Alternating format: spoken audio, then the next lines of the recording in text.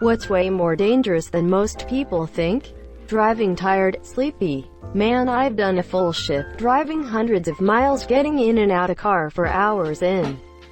Filling in the reports. The worst one was I had like 2 hours sleep the previous night, and at the end of my shift I thought I saw a UFO.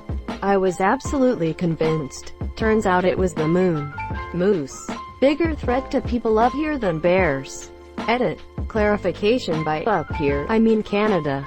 Another clarification: we have a lot of moose and not a lot of grizzly bears.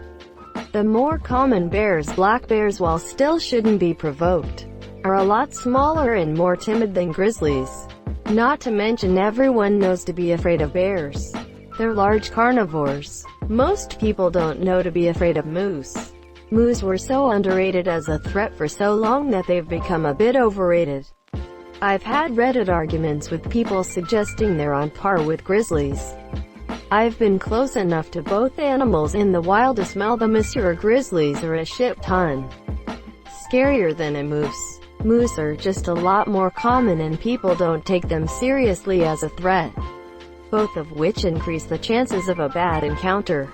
Edit. To be clear, by on par, I'm referring to an attack situation. People saying that an attacking moose is on par with an attacking grizzly. No, it's not. Edit. Okay, I've thought this through. Risk is probability x impact. Right. All I'm talking about here is impact. Moose definitely win on the probability side of things, because of how common they are and how unpredictable they can be. And because grizzlies generally want to be left alone. So I'm clarifying my initial comment. In terms of risk equals PXI, moose are probably a greater risk overall, because there are like 20 of them for every grizzly in North America. And they're more likely to attack. But if the only question is which one is more devastating to be attacked by, a moose or a grizzly, I'm definitely going with the grizzly. Moose yearlings are also a lot stupider than bears. Every spring there are a ton of accidents in northern Sweden because of young moose doing stupid shit. Listening to loud music using earbuds, or really any headphones. Having permanent hearing damage sucks. I am 40 with a hearing of 70-year-old. Tinnitus. Constant ringing in both ears. Certain music can make it worse and drive me absolutely batty. Can't hear people at restaurants and bars. What? Protect your ears. Edit. Just add a bonus feature. All ringing goes away. Then a singular tone comes up in one ear at double the normal volume. You have about 11 years on me as well. Glad to hear it just gets worse. People know that rip currents are dangerous, but don't think about them as a real threat often enough. I'm from Florida. My whole entire life I was taught to swim parallel to shore when stuck in a rip current. They teach it in schools. There are commercials about it. The signs say it. You'd think it would be ingrained. But what does my grown ass do the first time I got sucked into a rip current? Panicked my ass off and almost drowned.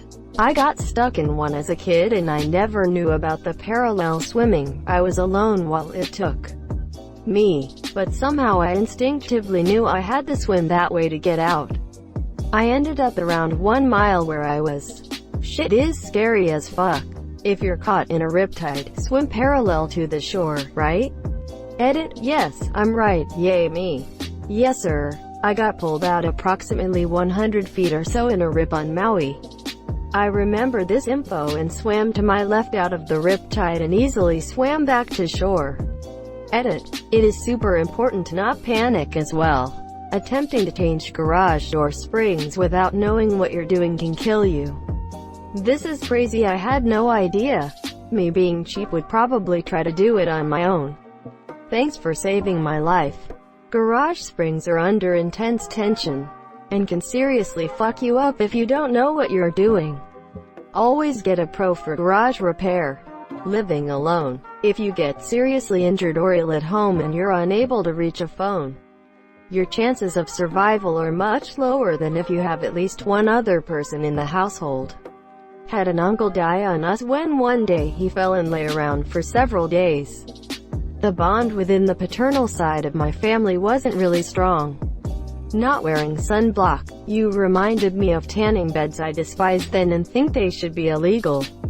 People will go in them completely unprotected and get blasted with UV. All in the name of vanity.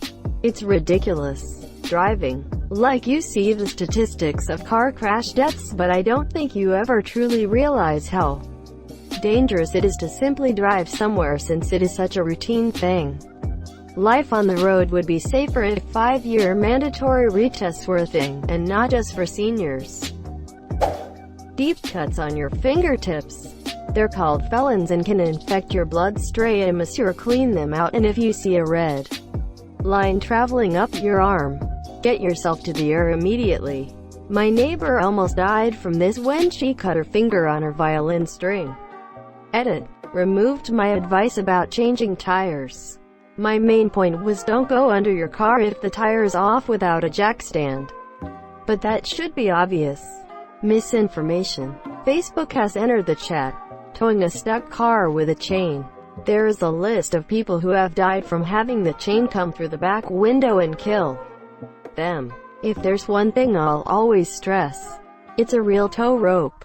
Endless uses. Not that expensive. You'll probably only ever need to buy one.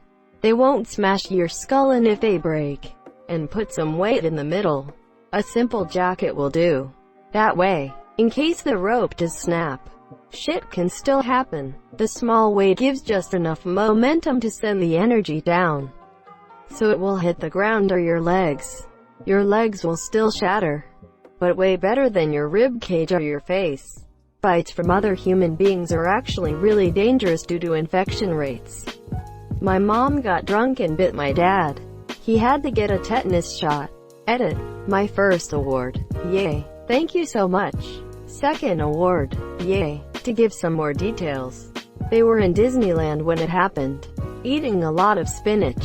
Believe it or not, people have had kidney failure from 3 spinach smoothies in a day. This is due to the high levels of oxalic acid. Popeye's gonna die soon. Holding a sneeze in. There have been cases of ruptured brain aneurysms, throats and collapsed lungs. No recorded deaths though, according to the good old Google. Edit. Thank you for the cake day wishes, you wonderful people. Sneezing is dangerous too. I fractured a rib caused by a sneeze. Blunt kitchen knives. It may seem obvious, but they're more dangerous than sharp kitchen knives. A falling knife doesn't have a handle. Let it fall and step away. Yup. You are much more likely to slip and cut yourself with a blunt knife. I'll add to this and say don't get those fancy, durable glass chopping boards. Get a nice silicone, plastic one with a textured surface. It won't look as pretty after a bit of use, but is much safer. Wood's also okay, but I personally prefer silicone, plastic. Hiking in the woods with earpieces in, even in a suburban area, it seems innocent enough. But not being fully aware of your environment can lead you to not notice snakes or coyotes or other hikers. There's a trail I like to run and it's fairly narrow and flanked by poison oak. Some people have to kind of stand aside to let others pass, since you can't comfortably get around someone who's actively walking.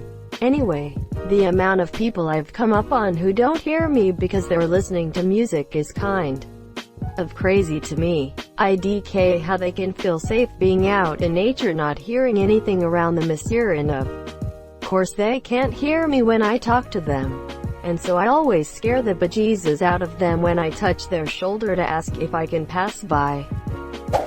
Living beyond your means. Always having to leverage assets and become financially overextended in order to have things here and now. Concept of delayed gratification should be drilled into everyone at a young age.